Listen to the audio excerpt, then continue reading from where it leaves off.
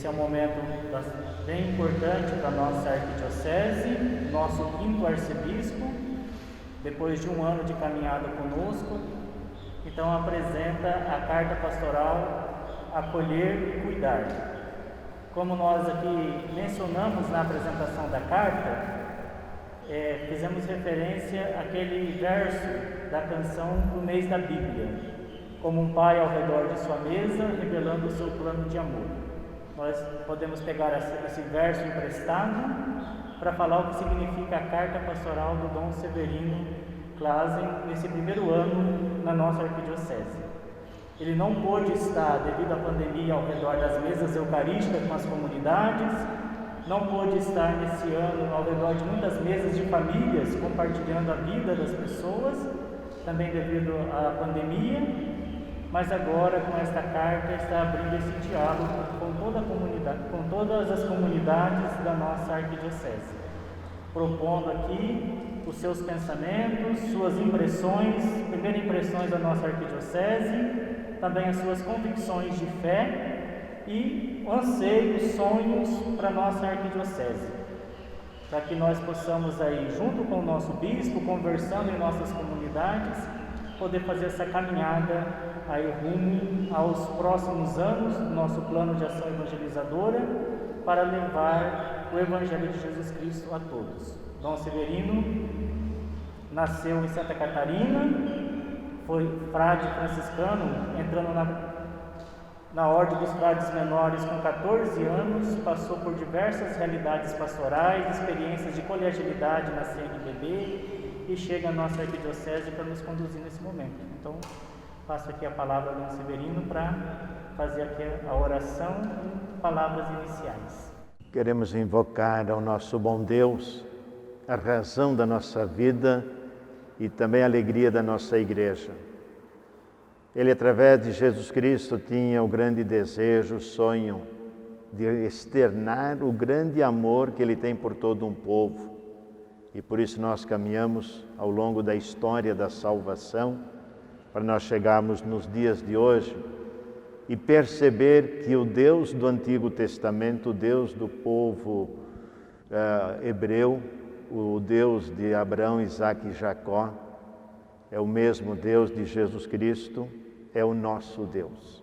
É o nosso Deus Pai, que nos acolhe, que nos ama e que nos faz caminhar, dando continuidade à história de amor de um Deus absoluto, eterno, que sempre ama o que cria. Todas as criaturas são resposta do amor dele. E por isso há um desejo muito imenso. Queremos que esse bom Deus nos abençoe, nos inspire, para que toda a arquidiocese de Maringá cresça na sua espiritualidade, na sua pertença de amor a este Deus de infinita bondade. Que Ele nos abençoe e nos inspire agora e sempre. É com muita alegria que eu quero apresentar ao clero, aos religiosos, religiosas, ao querido povo de Deus, a carta pastoral Acolher e Cuidar. O lema do meu episcopado, Acolher e Cuidar, nasceu quando frade em São Paulo, no Largo São Francisco, quando na ocasião era reitor e pároco do Largo São Francisco, paróquia São Francisco de Assis, num período quando nós muito falávamos do cuidado. Tantas pessoas, diariamente mais de 2.000 pessoas entravam naquela igrejinha lá do Largo São Francisco, sob a nossa responsabilidade de acolher e cuidar bem daquele povo. E essa dimensão, o apaixonamento pelo cuidado, que exige primeiro um acolhimento. Todo acolhimento tem o grande desafio do cuidado, tem uma dimensão e toma proporções muito grandes. E nunca podia imaginar que um lema como acolher e cuidar trouxesse tantos momentos e tantas inquietações no pastoreio de um povo, do povo de Deus. Porque nós vivemos numa sociedade bastante conflitiva e que sai também ou que ainda vive uma situação pandêmica e que exige de nós muito acolhimento e muito cuidado. Então, agora, completando o primeiro ano diante desta Arquidiocese de Maringá, me senti desafiado a escrever, a revelar, talvez o segredo, a intimidade da minha vida, por aquilo por onde que eu passei, aquilo que estamos vivendo e para onde nós queremos caminhar. Ter uma meta bem objetiva. Nós somos fruto de uma história bonita da Arquidiocese de Maringá. Os meus antecessores, os bispos que vieram antes, todos eles fizeram uma história e deixaram uma marca positiva. Esta marca positiva, ela nos abre as páginas da história que continua sendo construída para novos desafios, novas propostas para um mundo diferenciado. E por isso a carta, ela tem alguns tópicos importantes. A primeira parte da carta à igreja que encontrei em Maringá. É a história, é a coisa bonita construída pelo querido povo de Deus, pelos padres, pelos diáconos, pelos religiosos, religiosas, enfim, todo o povo de Deus tem uma marca bonita. E percebo que também nessa história da igreja de Maringá há um povo muito religioso, de sensibilidade religiosa. Mesmo aqui olhando as paróquias, todas elas, 59 paróquias, o que me impressiona quando eu vou em todas as paróquias, todas as matrizes, as igrejas matrizes, elas todas têm tem um espaço muito grande, tem praças enormes e praticamente todas elas também com a participação do poder público que ajuda a manter. Isso mostra e revela a história de fé de um povo. Então, por isso, nessa primeira parte eu também trato o rosto de clero que eu vejo aqui, um clero jovem, um clero comprometido, um clero que ama a igreja, os religiosos e aí os cristãos leigos e leigas. E qual é a missão nossa e tudo mais, né? Então, por isso, nós queremos também viver a segunda parte, a igreja que eu creio. Então, eu tenho que saber ler, perceber o que estou encontrando em Maringá. O que encontrei na Arquidiocese de Maringá. Agora também quero dizer que igreja eu creio. A convicção, se bem quando a gente é ordenado bispo, o Papa mesmo pede que se faça um juramento de fidelidade à igreja de Jesus Cristo. Essa igreja que nós somos conduzidos através da animação do Papa, essa colegialidade, essa dimensão fraterna. E nessa segunda parte eu conto a história da minha vida, porque a minha vida também tem uma história bonita. Como todas as famílias têm sua história. Papai e mamãe já no céu, eu acredito que lá estão também vibrando com as coisas de Deus que a gente fala e que aprendemos deles. E nessa dimensão de fé familiar, também uma família que vive intensamente os princípios eclesiais, uma vida de igreja. Essa é a fé de família, me faz viver intensamente e também colocar por escrito, com muita modéstia, simplicidade, aquilo de onde que eu saí, como que eu fui criado, educado na vida eclesial e aonde que brotou também, nasceu a minha vocação religiosa, porque na verdade eu queria ser padre, como eram os franciscanos que atenderam, então cheguei a ser franciscano e continuo sendo.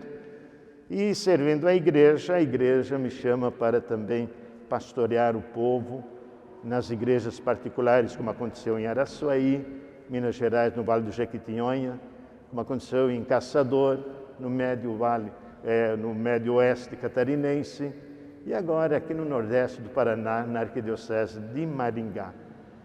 São espaços onde nós, talvez a história, conduzida por Deus, nos faz também colocar por escrito, que deve ser também uma fonte, uma âncora, para dizer que igreja eu sonho, que é a terceira parte, igreja que eu sonho para Maringá. E o sonho é a sinodalidade. O que significa isto? Vocês vão observar, vão ouvir muito notícias do Papa Francisco falando em sínodo, sobre sinodalidade. É uma prática ou é uma inspiração que já vem do Concílio Vaticano II, que ainda nós precisamos avançar para compreender e assimilar melhor. É aquela igreja do caminhar juntos.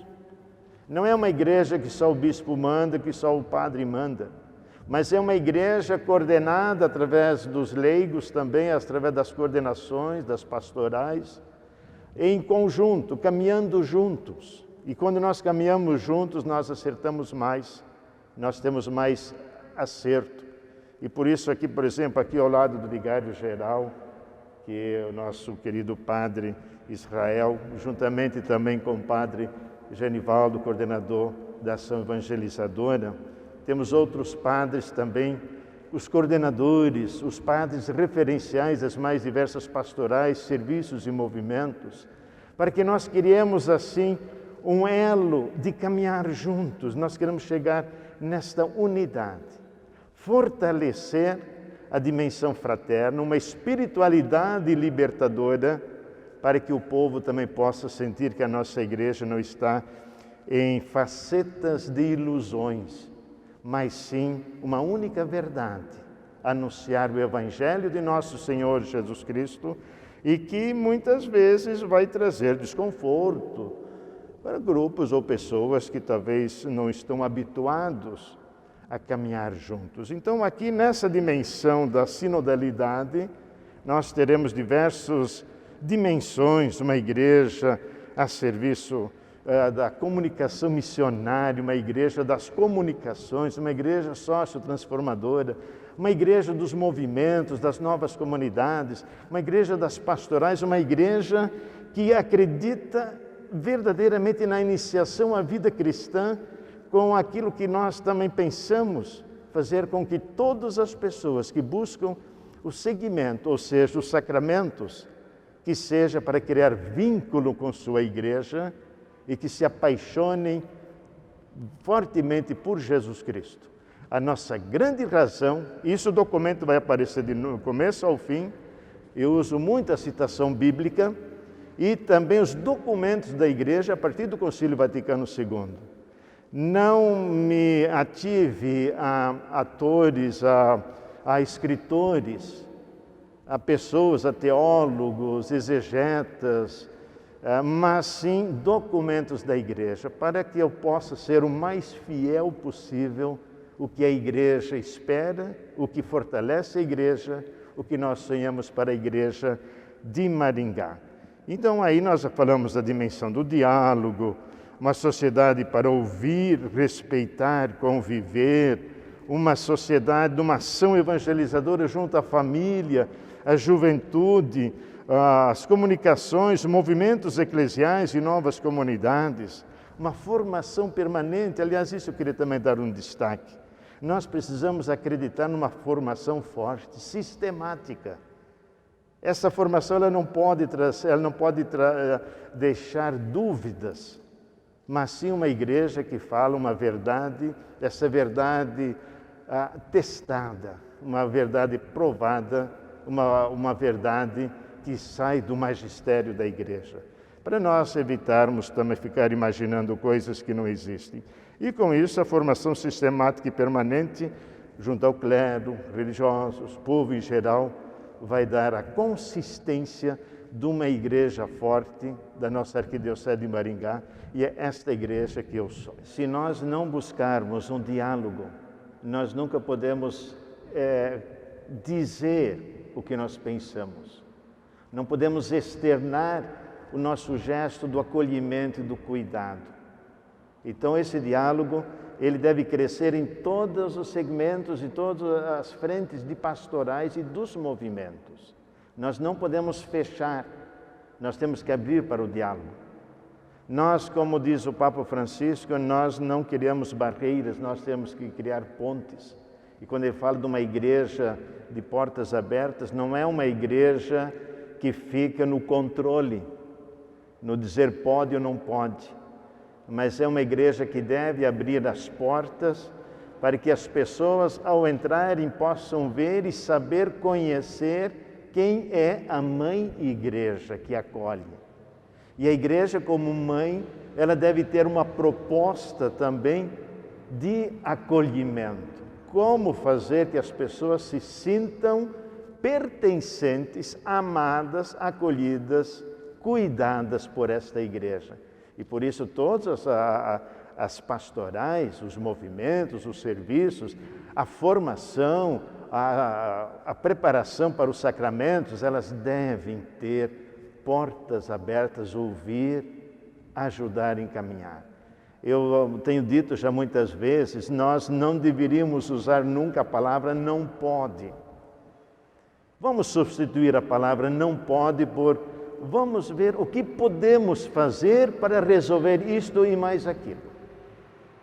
Então, em vez de logo colocar barreira, vamos chamar para um diálogo. Onde que podemos ceder? Onde que você pode ceder? Onde que pode compreender para caminhar, para aderir, para sentir aquilo que Jesus fez.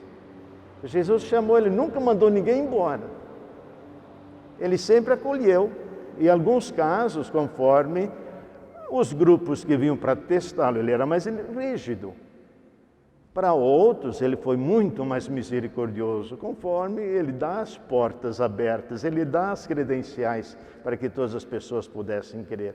Então, eu acredito que se nós conseguirmos avançar, crescer e juntos fazermos essa experiência do diálogo, nós estamos abrindo, chamando muitas pessoas para o caminho do bem. Nem diria tanto tem que trazer para a igreja, mas trazer para uma vida honesta. Fazer que as pessoas sejam honestas, que as pessoas vivam a justiça e a paz. Essa deve ser a nossa grande missão. Jesus não veio dizer venho só para este grupo. Outros que estão falando das coisas, contando que se não são contra, estão a nosso favor. Dom Severino já fomentou que alguns padres, algumas lideranças leigas, diáconos, escrevessem também as impressões que eles tiveram da primeira versão da carta, das primeiras versões, e trazendo realidades aqui da visão desses padres, dessas lideranças. Agora a carta, nós abrindo aqui, vamos ver aqui um código que nós vamos acessar e preencher ali um formulário para que as pessoas também que leem a carta possam ressoar as suas impressões, suas sugestões diretamente ao arcebispo para a Arquidiocese de Maringá nos próximos anos. E nós vamos começar agora a partir de semana que vem e por um período aí de algumas semanas, fazendo vários debates, várias conversas sobre a carta pastoral, fomentando a leitura e a resposta a esta carta. E esta carta ela vai servir para nós como um impulso de programação para a nossa próxima Assembleia Arquidiocesana da Ação Evangelizadora. Então, ela vai estar entre as nossas fontes, nos orientando nesse caminho. Então, de agora até março do ano que vem, nós pretendemos fazer aqui vários momentos de escuta, de leitura, de partilha sobre a carta pastoral e ajudando o Dom Severino a ampliar o conhecimento da nossa igreja, também trocando experiências para que nós possamos caminhar rumo à Assembleia Arquidiocesana. Ano que vem nós pretendemos dar abertura ao processo de Assembleia. A Assembleia é sempre um processo, uma caminhada que nós queremos fazer, aproveitando que agora o Papa Francisco chamou para o sínodo, a igreja, o sínodo sobre a sinodalidade, então nós queremos caminhar junto à nossa Assembleia com esse chamado do Papa Francisco. Quando o Padre Genivaldo coloca, quer dizer, essa carta, ela não é um projeto, um plano de pastoral. Ela não é um direcionamento, vamos dizer, ela não é um plano, mas ela é uma inspiração. É uma inspiração da qual, de onde que eu vim, o que eu percebi e o sonho que eu tenho. E essa percepção, o olhar, o sentir e o projetar, não é uma coisa alheia, alienada.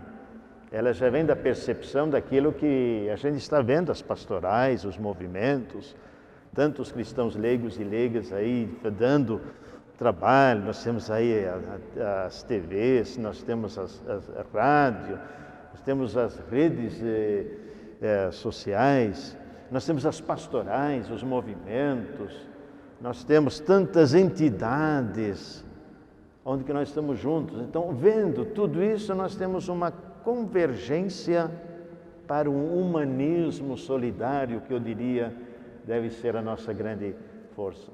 Então, essa carta ela está sendo entregue, que gostaria que todos os diocesanos lessem e contribuíssem para que assim os nossos sonhos eles se realizem.